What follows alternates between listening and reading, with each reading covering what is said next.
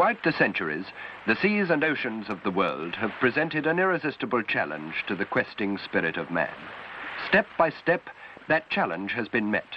But one ancient dream has remained but partially fulfilled, the dream of the practical amphibian. Not until halfway through the 20th century had Christopher Cockerell stated the theory of a new approach towards an amphibious vehicle, relying not upon wheels or tracks or natural buoyancy, but riding upon a cushion of air. It was called the Hovercraft.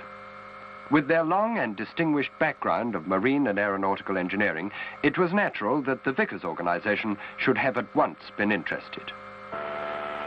By November 1960, the first Vickers Hovercraft, VA-1, had been built to explore the problems of this new concept.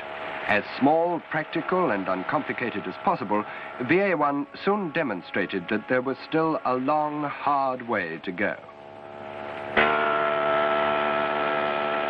A Gypsy Major aircraft engine produced limited but sufficient lift beneath the wooden hull, and a separate Continental engine and air screw provided ample propulsive power. Aerodynamic control was effective. The problem was stability.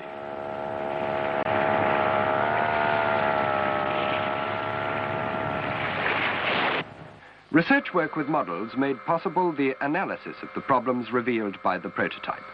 Riding on a single, undivided cushion of air, the craft tended to behave like a floating open tank with water in it, or if you like, a baby on a lilo.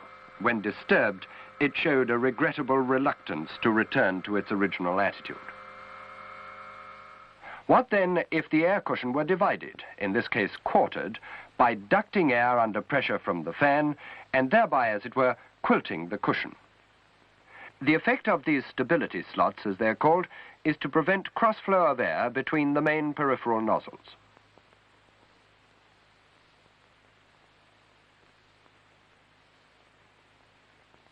With the slots in operation, the model readily returns to a position of equilibrium after being disturbed. Stability has been achieved.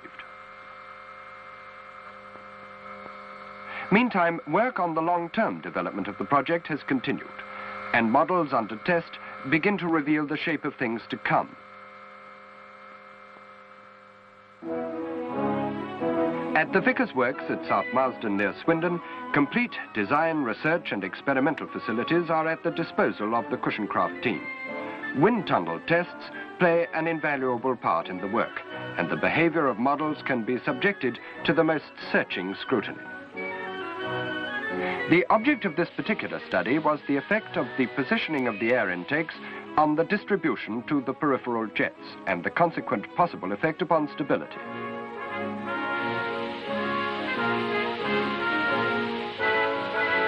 But mere observation is not enough. The forces involved in these model experiments must be measured accurately so that full-scale effects can be correctly interpolated. The behavior of the model may be interesting, but the reasons for its behavior are the purpose of the study. In the further pursuit of stability, a system of variable control of the air feed into the sectional ducting was introduced by means of spoilers. In order to analyze the effects, pressure readings are taken from various positions under the hull within the air cushion. Manipulation of the spoilers produces a consequent pressure change in the controlled section, as shown by fluctuations in the manometer tubes. The starboard spoiler, for instance, reduces the size of the gap through which the air passes to that side and reduces the air pressure. Consequently, the pressure within the cushion on the starboard side is reduced and the model tilts or banks to starboard. By March 1961, the drawings for VA-3 were complete and construction began at once. The basis of the hull is a load-carrying platform of thin-gauge aluminium sheet on full-length longerons and transverse bulkheads. Girder trusses at each end enclose the main buoyancy tank, some 46 feet by 15, for the craft was designed to be able to float fully laden, even in the event of total power failure.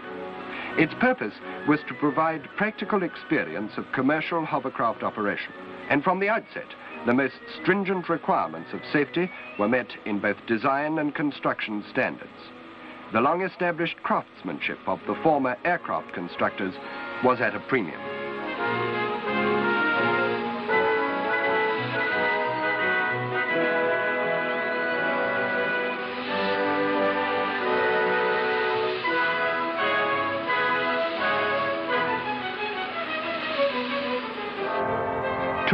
impellers are used to generate the cushion of air pressure on which the craft rides, each fan with its separate engine. 11 feet across and 10 inches deep, the fans have reinforced glass fiber fairings.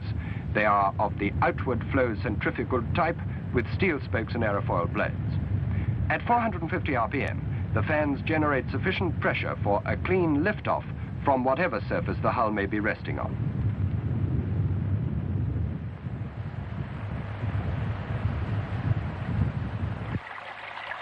At the National Physical Laboratory's quarter-mile-long ship test tank at Feltham, models of the A3 had undergone a complete program of test runs under simulated operating conditions while generating their own lift. At high speed over rough water, roll, pitch and yaw were accurately measured, and the results were reassuring. Precisely 1 year after the work had begun, VA3 emerged from her construction hangar, complete and on show to the press. Immediate comment was centered upon her rectangular configuration, a departure from the circular platform of the earliest hovercraft. But this, and the general straightness of her clean-line shape, had been a deliberate policy of construction simplification. For from the inception, VA3, remember, had been intended to explore practical possibilities. The propulsion engines are two Bristol Siddeley Thermo 603 gas turbines. Two similar engines are geared to the fore and aft lift impellers. All engines are independent in operation and control. First reactions and preliminary airfield trials proved very encouraging. The time had come for VA3 really to show her paces.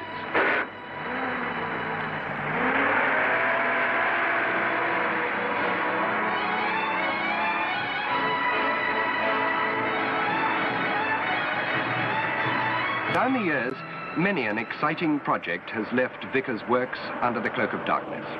Few can have carried more far-reaching possibilities than VA3 en route for Southampton Water.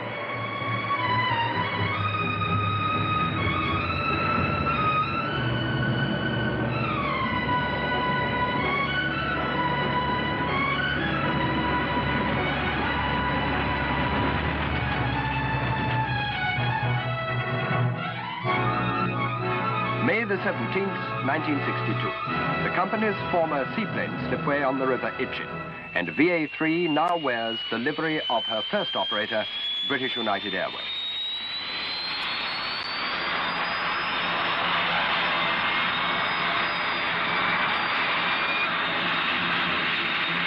And now comes the moment which had been the inspiration and still is the wonder of the cushion craft, the effortless transition from land to water.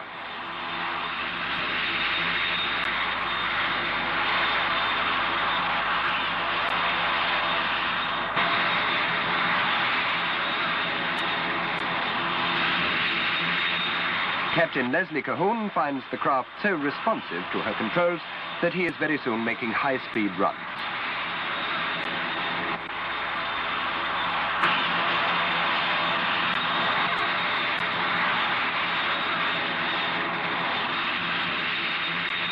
But speed on the water is itself no new achievement. Given sufficient power, almost anything can be made to go fast, and even the cleanest hull creates its own visible drag.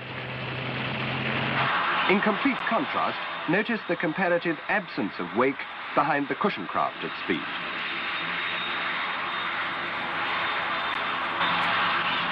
Soon, the hours of experimental work in search of stability were put to the test of the open sea, and VA3 skimmed blithely on. Crossing the beach can be a very tricky business. It is the astonishing ability of the cushion craft to do things which no other type of vessel can that conjures up such exciting possibilities.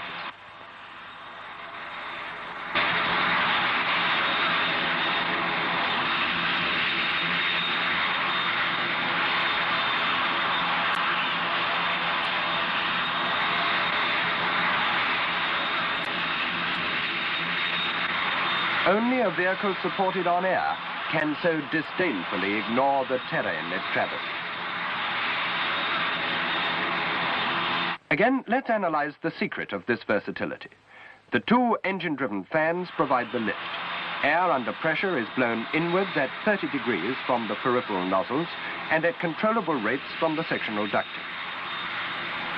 Consequently, the main hull of VA3, some 28,000 pounds all up weight, rides rock steady 14 inches above the level surface and was theoretically capable, therefore, of clearing waves twice that height. Separate throttles control the fore and aft lift engines. The propulsion engines also have separate throttles. VA3 is propelled by her two gas turbine-driven pusher air screws, each with fully reversible pitch control. Their independent operation adds greatly to a remarkable low-speed maneuverability. Skimming smoothly above the surface of the water, the craft proved capable of speeds in excess of 60 knots. The captain's inner control wheel operates the cushion-controlled spoilers. This controllability of the segmented cushion's characteristics proved to be an important advance in handling and platform stability. Banked and coordinated turns add greatly to the general comfort of the ride. The foot-operated rudder bar controls the pair of after vertical fins. The front fins are free-floating but controlled by tabs operated by the outer control wheel. They turn the bow, while the after fins apply opposite control to counteract stern breakaway. The control system as a whole, though somewhat complex, proved highly practical, and the first sea trials established VA3's controllability throughout the speed range as being something quite remarkable.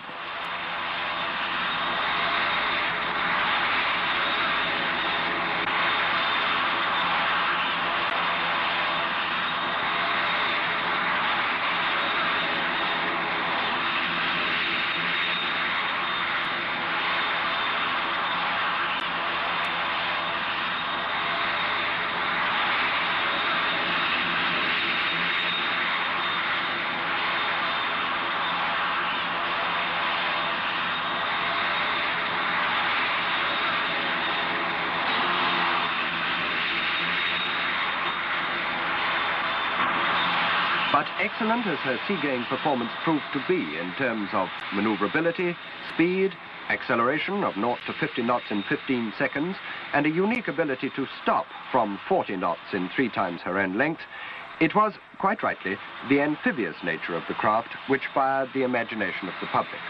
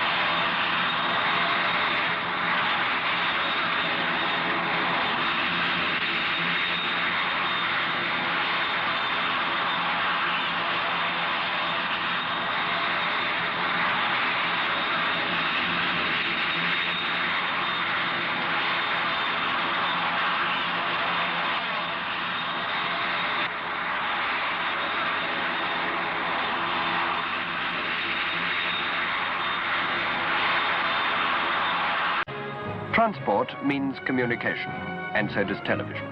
The BBC programme Panorama came down to Southampton Water to report developments. From the days of VA1 in the foreground, there was a visual measure of dramatic progress, and an interesting comparison with the more complex and costly research tool, which had been first to cross the channel, the SRN-1.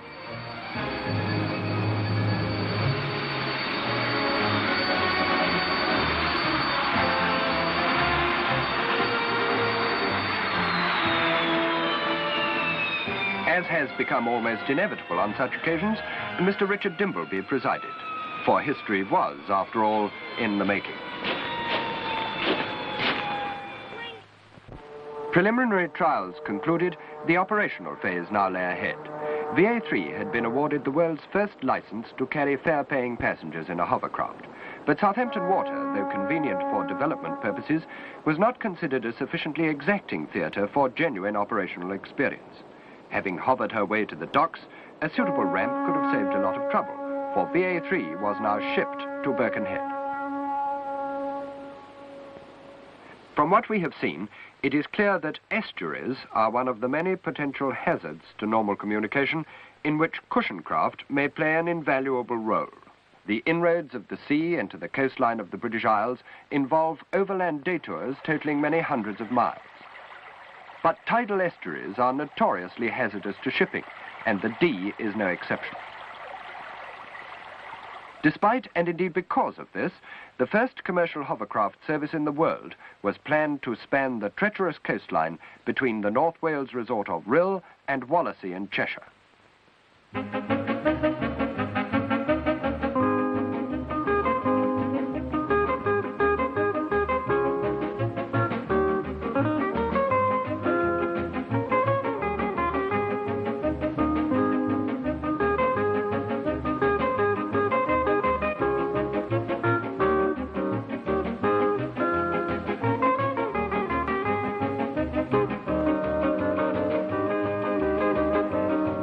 It was July 1962. A routine servicing base was quickly established on the beach at Rhyl. No hangars, no buildings, no permanent installations, but plenty of holidaymakers. And at 9:15 on the morning of the 20th of July, the first customers arrived. The fare was £2 return, the accommodation 24 passenger seats, and these people were making history.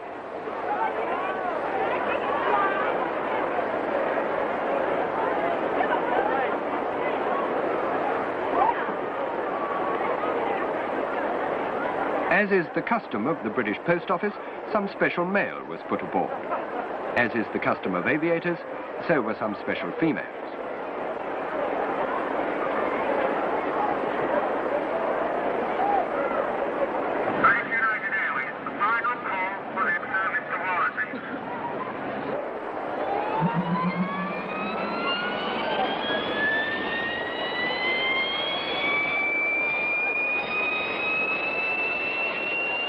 Captain Cahoon gives thumbs up all round, and precisely on time, at 09:30 hours as promised, the world's first scheduled hovercraft service moves smoothly into operation.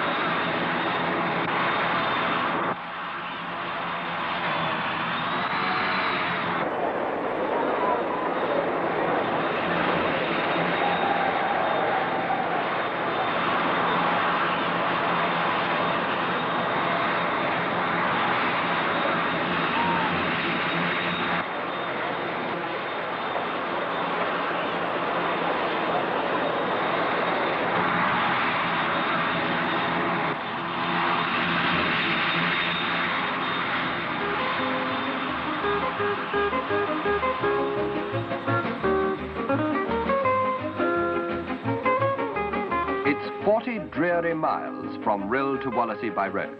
By sea, it's less than half that distance. But so treacherous in tide and wind, and most particularly shifting sand, is this coastline that no ship could operate a ferry service here. Indeed, ships or boats of any kind are rare, and the journey is too short for conventional aircraft.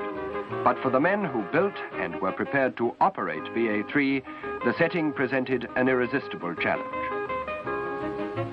Cruising at an effortless 60 miles an hour, the scheduled time from Rhyl to Wallasey was 25 minutes, and the timetable called for 12 trips a day.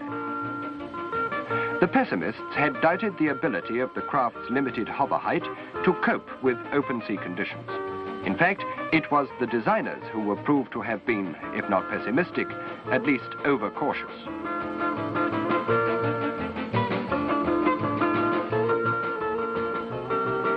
The reception at Wallasey rivaled the send-off from Rhyl, but the beach here is by no means as welcoming as the spectators, yet even a seawall gradient of 1 in 5 proved no obstacle.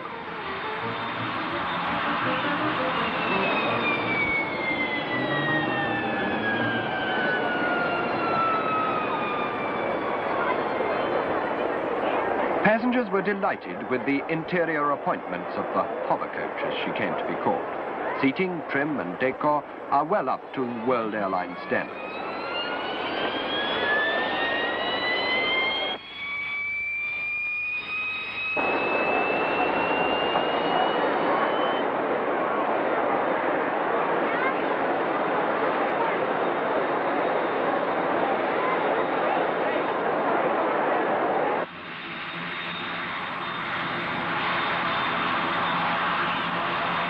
But all who rode in her agreed that the thrill of this revolutionary form of travel lay in the fascinating transition from land to sea, and the sheer joy of smooth mile-a-minute speed upon a 20th century magic carpet of air.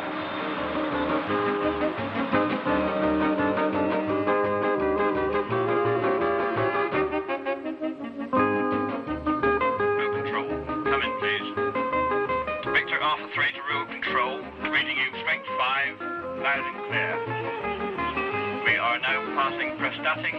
Be with you in 5 minutes.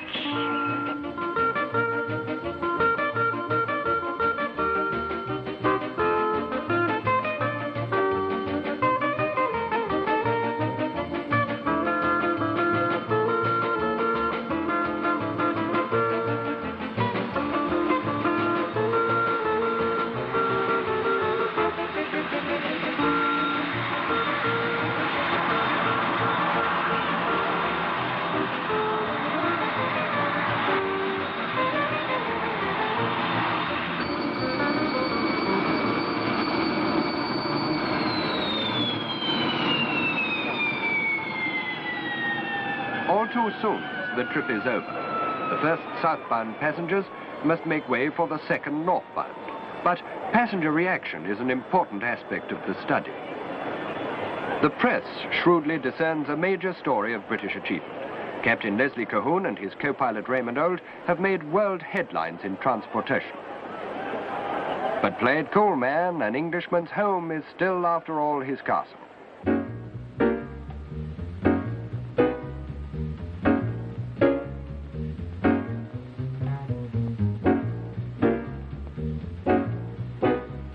The problems of routine maintenance were, of course, an integral part of the operation. Since cushion craft have the ability to run where no other transport could operate, their support services must be equally independent of conventional installations. Underside inspection presents no problem when the craft is at rest upon sand. And back in the design stage, due attention had been paid to the necessity for easy accessibility to engines, control surfaces and the like. In fact, the only serviceability problems encountered were confined to the most conventional components used, the power units.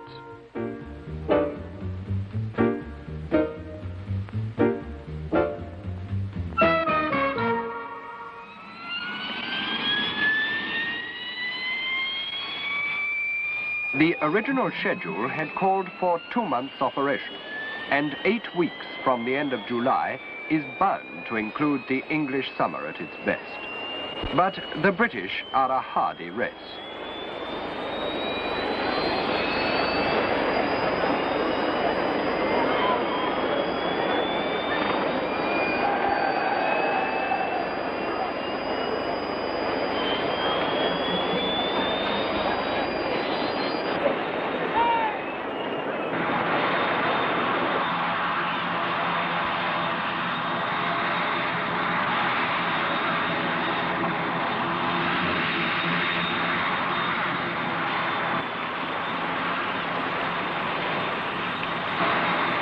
Winds of over 30 knots can produce particularly dramatic effects on shallow water.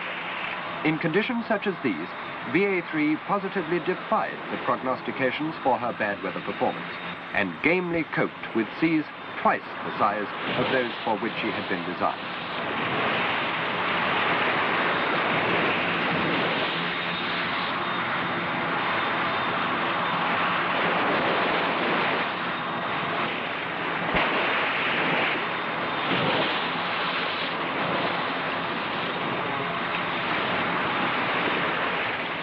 It is true to say that during those 8 crowded weeks, VA3 came very close to those she served and those who served her.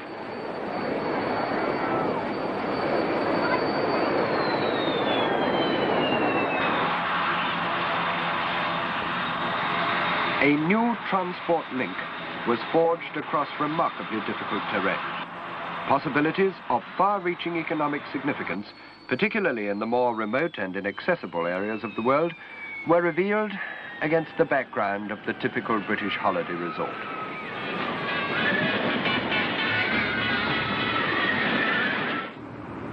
Operational exercise complete, craft and crew returned to base. This then has been an outline of the story to date, but if you want to know how an operation of this type has gone, then the man to ask is the man at the controls, in this case Captain Les Cahun. Captain, as the first man in the world with experience of carrying fare-paying passengers on a scheduled hovercraft service, how do you see the economic future of this type of thing? I think we have some development to do yet before we can say that we can compete on an economic basis with existing ferry services. Therefore, I think that the immediate future for hovercraft is to sort of seize some route where we can use to the best possible advantage the obvious amphibious capabilities of these sort of vehicles. Mm-hmm. And make them run, perhaps, where no boat, in fact, could go. That's true. I mean, no other craft can successfully do the route that we have just completed, Brill to Wallasey. Quite. And what about the broader, shall we say, long-term future? Well, I think immediately we shall have to sort of face up to having mostly marine application with some limited amphibious capability. Overland, I think that we have some problems which may entail using quite a novel and new concept of the cushion principle. But you think that itself would be overcome too? I think so, yes. Yes. So your personal reaction is what? Very happy indeed to have taken part in this sort of historic route-proving exercise, and very confident about the future, the part that hovercraft will play in the transport systems of the world. Thank you very much indeed, Captain, and good luck.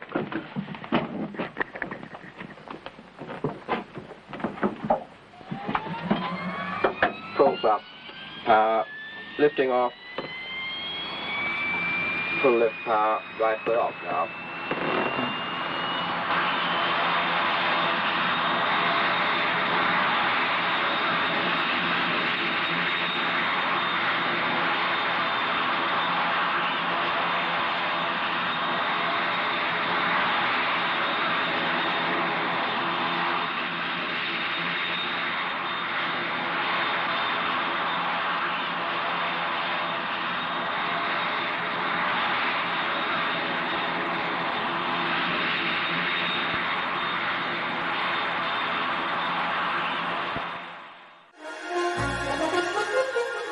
Missed the start of this screening or want to watch again? Connected Freeview viewers can press the red button, or other viewers can visit tptvencore.co.uk to watch an encore performance.